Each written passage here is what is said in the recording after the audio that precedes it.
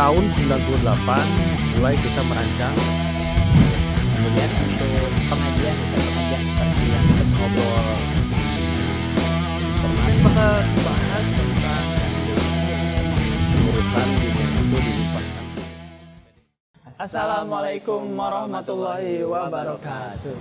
Halo Sobat Tajrid, bagaimana kabarnya hari ini? Semoga selalu sehat ya. Amin, amin. Kembali lagi bersama kita pada segmen kali ini, di kesempatan kali ini di segmen Pojok Inspirasi yang merupakan program ataupun segmen baru ya dari Tajrid TV yang merupakan segmen talk show. Betul, untuk hari ini kita masih membahas tema yang sama ya kayak kemarin ya. Apa tuh yang sama tuh kemarin apa ya? Tentang pendidikan pasti. Iya, masih dengan tema pendidikan Bung Irfan. Iya, tapi pembahasannya pasti tentunya berbeda ya dengan Pembahasan yang baru kembali karena kita mengundang narasumber yang baru juga ya untuk dan nggak kalah asik juga dengan yang kemarin gitu. ya Insya Allah. Ya, insya Allah pastinya apa? ada memberikan apa itu Informasi-informasi. informasi-informasi dan juga di obrolan-obrolannya nanti bakal banyak banget inspirasi-inspirasi yang bisa kita ambil ya. Betul, betul. Agar tidak ini yang agar bisa mengefektifkan waktu, kita langsung aja panggil aja lah. Ya karena juga udah banyak pertanyaan-pertanyaan banget ya, tapi kalau kita saling tanyain satu sama lain itu gak akan beres-beres ya. Kita langsung tanya ke Orang yang bisa memenuhi atau memuaskan keingintahuanan apa itu pengetahuan kita. ya itu maksud saya. Langsung ini panggil aja Bung Fajar. Saya jemput aja kalau begitu. Silahkan, silahkan banget. Baik Sobat Tajudin, bersama kita kali ini telah hadir untuk bintang tamu ataupun narasumber kita ya pada malam hari ini yaitu guru kita semua Al Ustadz Abdurrahman. Bagaimana kabarnya Ustadz malam hari ini? Alhamdulillah. Alhamdulillah sehat. Nah gimana teman Pak? Kita udah ini nih, udah greget lah pengen tanya-tanya Ustaz gitu sih. Kira-kira gimana tuh Bung Irfan? Ada Greget pertanyaan? ada pertanyaan yang kayaknya asing nih kita bahas malam ini, hari ini kita. Nah, kita kan bakal ngebahas tentang MD di Ciges ya, MD nomor 77. 77 ya. Nomor 77 ya Sobat Tajudin di Cikeus yang masih dalam lingkup PCP Vismedasi ya Ustadz tentunya. Nah kita ingin menggali lebih dalam nih tentang bagaimana apa ya seluk-beluknya begitu Ustadz di MD Persis Cikeus. Boleh dimulai dari Bung Irfan pikir? Ya, jadi mau tahu sejarahnya pas awal-awal dibangun MD di sana gimana, kayak misalkan apakah ada motivasi dari para pendahulu orang-orang dulu gitu, misalkan yang apa yang membuat mereka akhirnya memutuskan untuk membangun pesantren di sana gitu. Nah, siap. Bismillahirrahmanirrahim. Baiklah, sahabat Tajrid. Ya. Awal mula didirikan pesantren atau madrasah di Cikeus itu perkiraan tahun 1998. Itu bermula dari pengajian-pengajian di masjid, lalu diinisiator oleh salah seorang bisa disebut guru kami di Cikeus yaitu Bu Ihah, dan juga dimotivasi oleh orang tua kami Pak Haji Uju Allahyarham untuk dikembangkan bukan hanya berbentuk sekolah, berbentuk pengajian-pengajian, tapi kita coba untuk diformalkan menjadi madrasah. Jadi KBM siang. Nah, kenapa ada pemikiran ke sana? Karena pada waktu itu anak-anak yang mulai sekolah sudah banyak. Terus jarak tempuh dari Cikeus ke Rahayu itu ke Curug ini lumayan jauh. Jadi kalau dulu belum ada kayak sekarang angkot atau gimana lah, tapi masih jalan kaki. Ya masih terkendala dalam transportasi begitu sih ya. Nah, maka pada waktu itu ngobrol di internal di Cikeus. Nah, tahun 98 mulai kita merancang dari jenjang kelas 1, kelas 2, dan kelas 3. Itu pun atas persetujuan PC Persis Margasi pada waktu itu. Persetujuan PC Persis Margasi dengan pimpinan pesantren yang pada waktu itu masih dipimpin oleh Al Ustadz H.E. Muhyiddin Allahyarham. Nah, beranjak 2 tahun setelah itu, tahun 98 itu mulai diresmikan diformalkan oleh PC Persis. Jadi kalau merintis itu tahun 95-an lah. Merintis tahun 95, tahun 98 dimulai dikukuhkan atau diresmikan oleh PC Persis dengan mudir am TPI 45 Rahayu. Jadi dulu itu afiliasi atau filial. Kita menginduk dari Cikeus itu menginduk ke Rahayu ke sini. Jadi pas waktu kelas 6 ujian itu di sini di Rahayu. Nah, itu sejarah singkat mungkin dari tahun 98. Nah, mulai tahun 2000 kita berpikir anak-anak sekolah itu bukan hanya di masjid. Kan pada waktu itu kita terkendala dari segi fasilitas ke tempat. Belum ada madrasah, masih di masjid. Jadi di juru-juru masjid lah kayak Belum ada ruangan kelas kerja ya, belum ada ruang kelas. Nah, tahun 2000 kita mulai merancang. Kebetulan ada yang mewakafkan sebidang tanah untuk bisa dipakai untuk madrasah. Dan alhamdulillah pada tahun 2001 itu sudah mulai bisa di kelas anak-anak. sudah mulai ada dibangun di kelas. Ya, mulai ada di kelas. Nah, Ya. ketika awal dibangun apakah memang tiba-tiba bangun atau membangun pesantren atau memang sebelumnya ada pengajian atau ta'lim tapi bukan berbentuk madrasah gitu? Akhirnya memang diputuskan untuk jadi madrasah apa seperti itu atau gimana? Ya, emang seperti itu. Jadi kita merancang dari pengajian-pengajian tadi. Kebetulan ada lulusan mualimin pada waktu itu, lulusan pertama yang lulus mualimin di Rancabango, Garut. Pada waktu itu Bu Ihah, Bu Iso, terus yang lainnya, dan disusul dengan generasi-generasi selanjutnya. Nah, pada waktu itu belum ada aktivitas atau kegiatan. Nah, maka aktivitas atau kegiatan itu berpusat di masjid. Di masjid untuk pengadaan pengajian-pengajian. Kalau setiap tahun sekali mengadakan pesantren kilat. Antusias luar biasa dari masyarakat sehingga menitipkan anak-anaknya. Nah, pada waktu itu melihat antusias dari masyarakat, ya kita mulai coba untuk diformalkan lah. Oh, seperti Jadi untuk yang awal mulanya itu kan tadi pengajian non formalnya seperti di masjid mungkin ba'da maghrib ba'da maghrib yang dipelopori oleh alumni-alumni mualimin yang tadi dari Rancabango yang seperti tokoh-tokoh itu yang memang berasal dari orang Cikeus asli Ya, tiga. betul. Nah, untuk ketika perkembangan sendiri apakah dari awal dibentuk gitu, dari awal dibangun apa memang berjalan secara lancar atau pernah ada lonjakan atau ya sedikit gesekan lah semacam hal-hal yang Terkendala. ya Sebetulnya proses itu panjang ya, proses panjang dari mulai kita merencanakan untuk mendirikan sekolah, mendirikan madrasah. Itu pertentangan luar biasa di internal keluarga lah. Karena di Cikeus itu kebanyakan keluarga dari satu keluarga, cuman beda pemahaman. Nah, beda pemahaman dari sebagian orang tua ada yang berpendapat untuk apa mendirikan sekolah? Siapa yang akan bertanggung jawab untuk sekolah tersebut? Karena pada waktu itu masih bisa disebut alumni pesantren lah.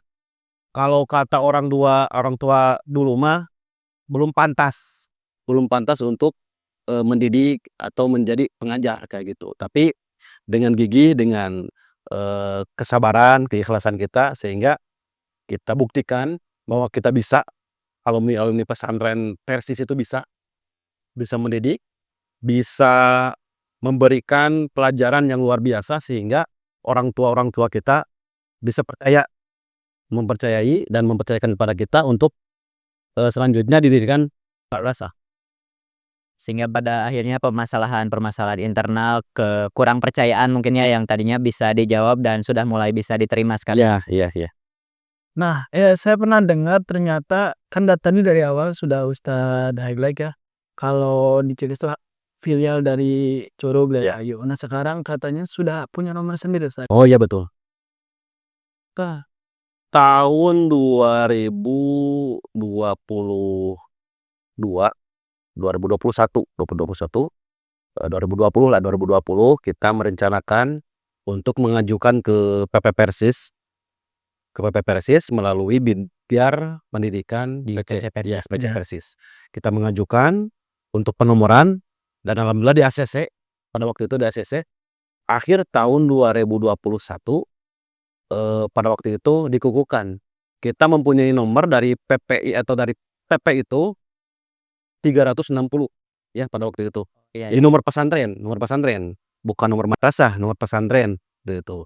Nah, tapi ketika Muskernas PP Persis setelah muktamar, Muskernas tahun 2022 atau 2023 itu kepengurusan diniyah itu dilimpahkan ke PD setempat, PD kabupaten, PD kota, sehingga penomoran itu diserahkan kepada PD.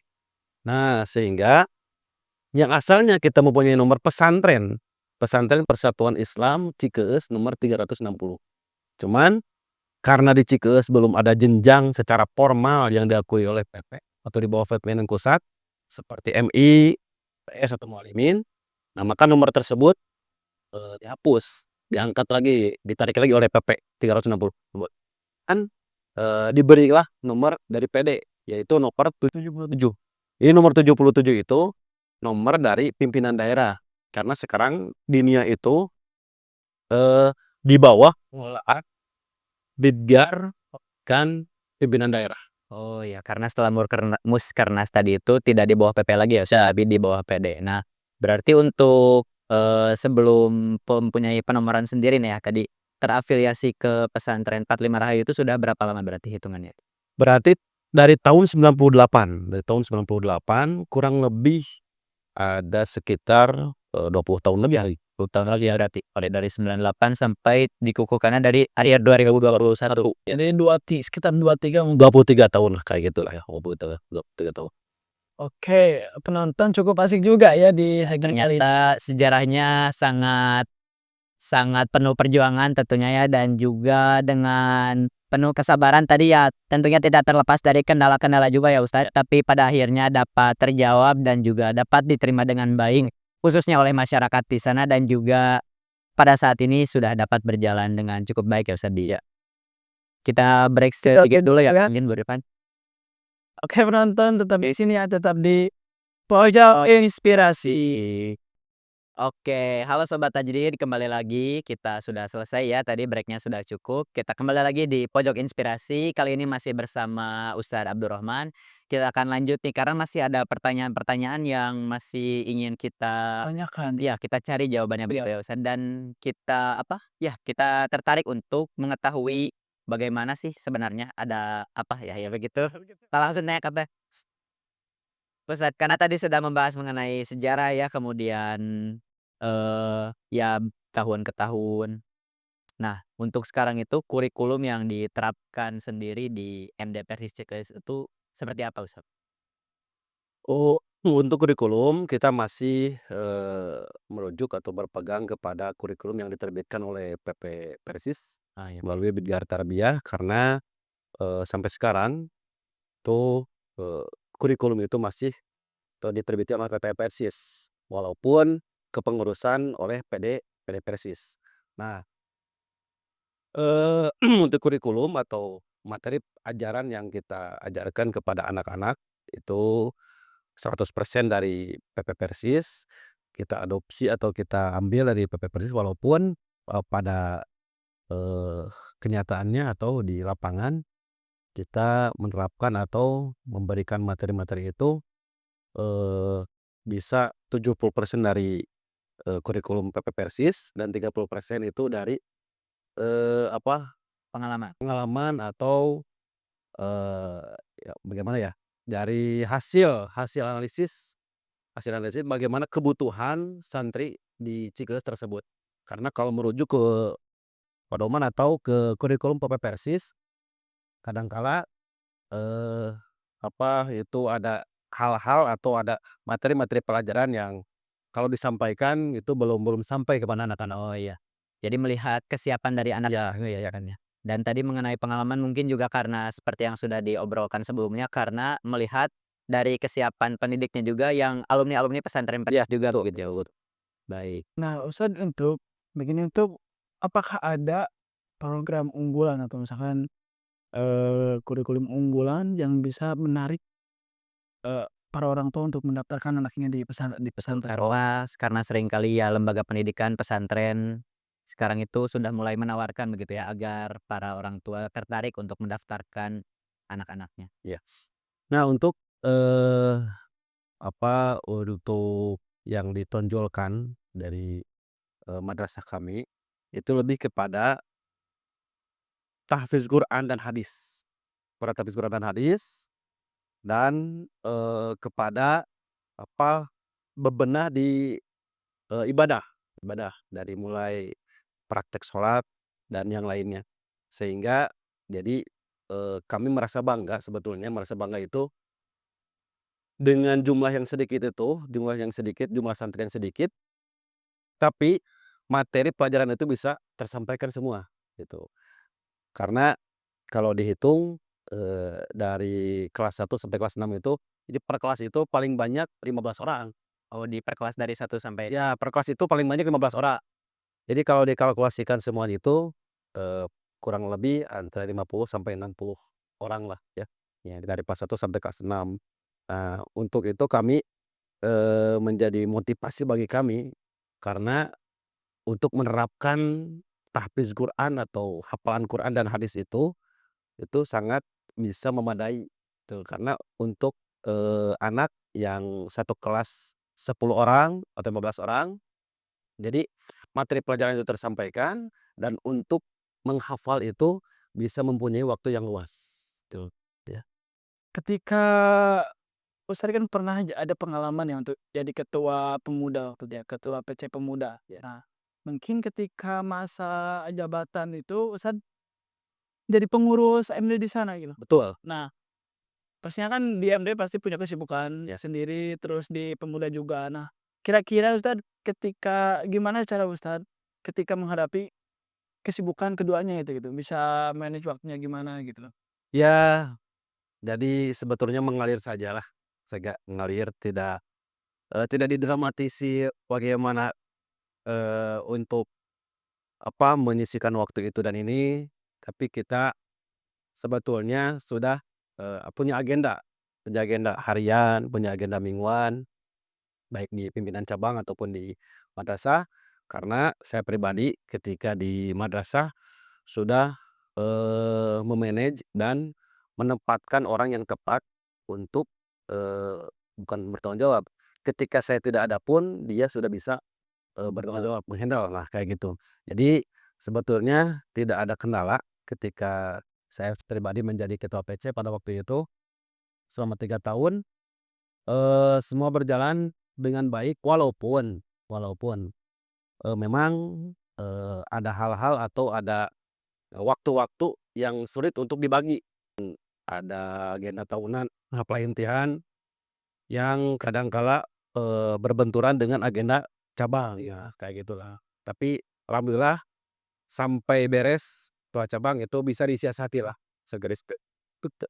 Nah, tadi Ustadz sudah ini ya, sudah, paparkan kalau misalkan ketika waktu itu memang ada sedikit ya kesibukan yang bertabrakan gitu. Nah, pernah nggak misalkan Ustadz ketika ada kesibukan di pemuda, terus ada kesibukan juga di MD akhirnya, capek gitu, ngerasa meredupkan semangat gitu. Ada nggak perasaan kayak gitu ketika waktu itu? ya. Jujur sebetulnya ada ya, pasti ada ini, pasti ya, manusiawi. Ya kita Manusiawi. manusiawi, di satu, saat pasti ada jenuh jenuh dan merasa capek yang luar biasa. Capek dari mulai, pagi sampai malam, itu dihabiskan waktu di luar, bahkan di sekolah gitu ya, dari pagi sampai sore, sampai waktu malam, itu luar biasa capeknya. Bahkan tadi seperti yang dikatakan tadi, "Geus we lah, menyerah saja," gitu teh, capek mengurus, itu.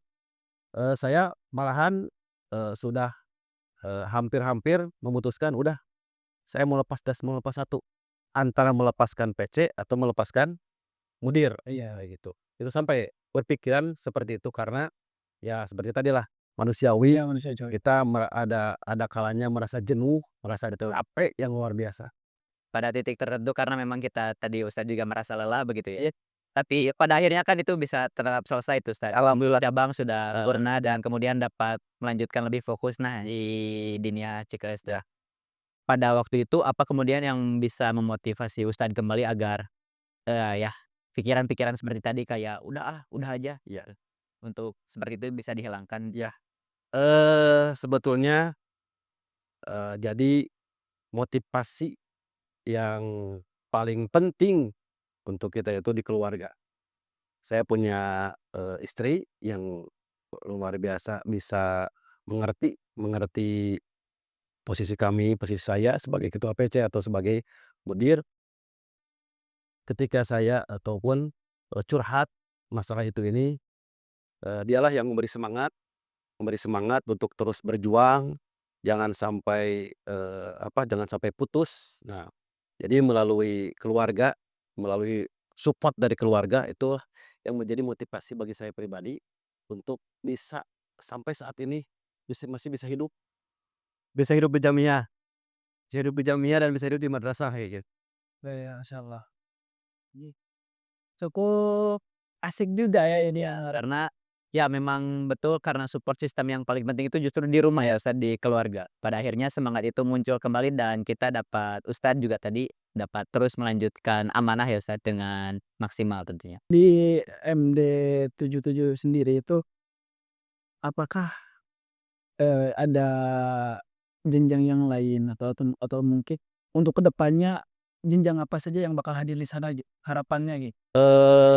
Untuk sekarang, jenjang diniyah dan kita ditambah oleh satu jenjang di Rodotul Atfal atau TK ya, jenjang TK itu sudah ada Rodotul ya, sudah berjalan beberapa tahun, alhamdulillah sudah meluluskan beberapa lulusan dan lulusan tersebut ini pun bisa menjadi, faktor bisa terus majunya di diniyah itu karena adanya RA. Jadi lulusan RA itu bisa Lanjut ke diniyah. diniyah gitu.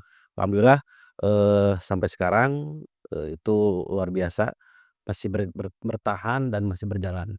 Dan untuk ke depan, ini untuk ke depannya kita merencanakan sebetulnya perencanaan ini sudah beberapa, tahun ke belakang, kita merencanakan, menambah jenjang, pada waktu itu hasil dari obrolan dengan, dengan para sesepuh, terus dengan para satis dan dengan PJ Persis, pilihan itu antara 2, satu Madrasah Ibtidaiyah atau MI, yang kedua Madrasah Sanawiyah. Nah, seperti itu. Karena, kalau dilihat dari SDM sudah siap, mau Madrasah Ibtidaiyah atau Madrasah Sanawiyah pun, alhamdulillah SDM untuk pengajar itu udah siap. Nah, tapi setelah di berbagai pertimbangan itu dan ini, nah akhirnya kita putuskan untuk jenjang yang, akan dimunculkan pada, tahun sekarang, insyaallah tahun ini, tahun 2000 atau tahun pelajaran 2024-2025, insyaallah kita sudah membuka pendaftaran untuk jenjang Madrasah Ibtidaiyah. Oh jadi dibuka pendaftarannya Sudah dibuka untuk jenjang Madrasah Ibtidaiyah yang nanti, masih bertempat di, gedung yang sama dengan diniyah. ya, Karena untuk waktunya juga berbeda ya. Diniyah itu dimulai di siang siang dari jam 2 sampai jam 4 ya, kalau itu kan MI pagi ya. Mudah-mudahan bisa, sebetulnya ini tahun kemarin juga udah mulai, perencanaan udah mulai dibuka. Tapi pada waktu tahun kemarin kita terkendala di, informasi yang, yang telat ke orang tua TK, yang pada akhirnya mereka sudah pada daftar ke pesantren atau ke madrasah-madrasah yang lain. Nah, pada waktu itu ya kita putuskan di reschedule atau di-pending dulu ke tahun sekarang. Tapi alhamdulillah kalau melihat dari, lulusan-lulusan atau RA sekarang, itu hampir 50% itu sudah siap mendaftar ke Madrasah Ibtidaiyah yang ada di Cikeus. Oh ya, jadi tetap memprioritaskan alumni yang keluaran dari RAD Cikeas Ustadz. Nah, ingin sedikit agak mundur kembali nih ke yang pembahasan tadi kan kalau diniyah sudah berjalan sekarang dan nanti insya Allah akan ada ibtidaiyah. dan yang sudah berjalan tadi juga RA ya? RA ya. Nah, kemudian untuk pengajian nih Ustadz, pengajian seperti yang sebelumnya menjadi MD tadi kan MD tadi diawali dari pengajian-pengajian di masjid ya? Nah, untuk sekarang itu di Cikeus sendiri pengajian-pengajian di masjid itu apakah ba'da maghrib masih berjalan? Masih ada? Itu mah sampai kapanpun tidak akan dihilangkan, karena itu adalah, salah satu, motivasi dan salah satu warisan dari orang tua kami. Sampai saat ini masih berjalan pengajian-pengajian di masjid dan langsung ditambah tadi seperti tadi ada hafalan Quran, hafalan hadis itu lebih diutamakan dan praktek sholat dari mulai sholat wajib sampai sholat jenazah.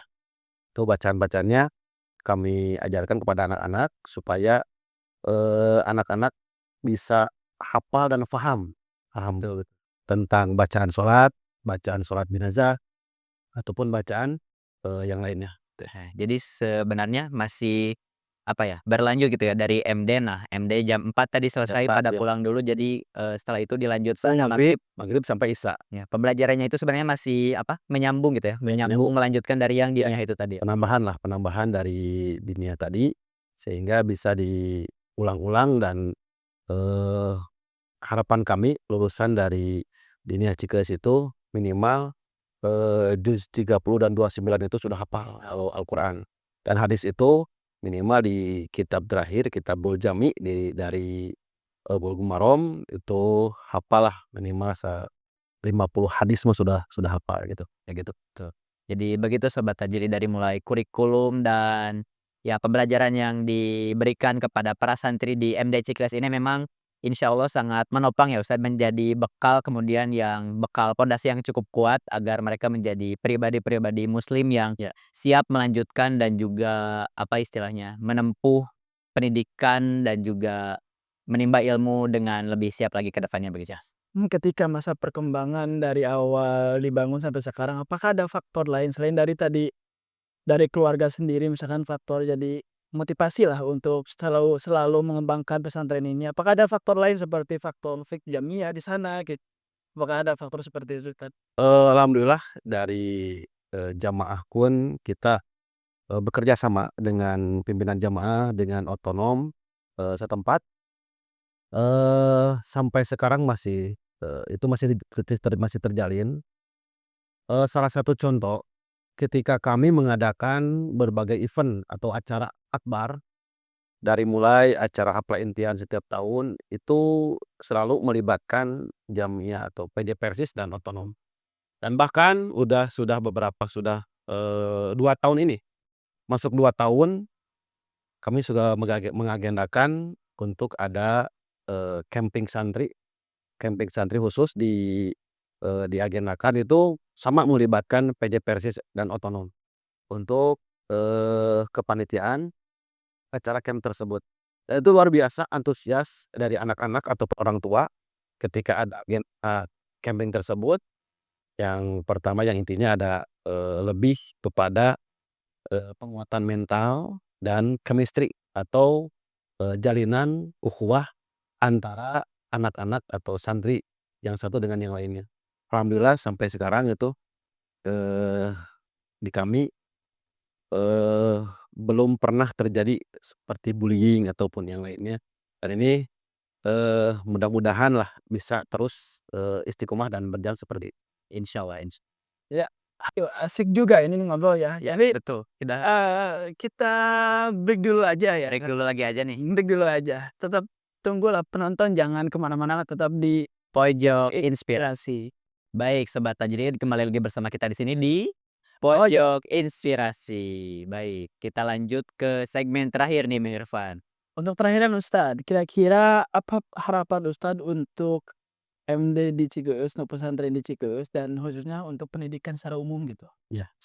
Eee, untuk kedepannya ya harapan kami mudah-mudahan, eee, lahir generasi-generasi yang tafakuh fiddin, yang bukan hanya berguna, bagi masyarakat tapi bisa berguna untuk, kepentingan, jamiyah lah, jamiyah versi ataupun yang lainnya. Dan mudah-mudahan, kami bisa konsisten, bisa istiqomah di dalam menjalankan pendidikan di, madrasah kami.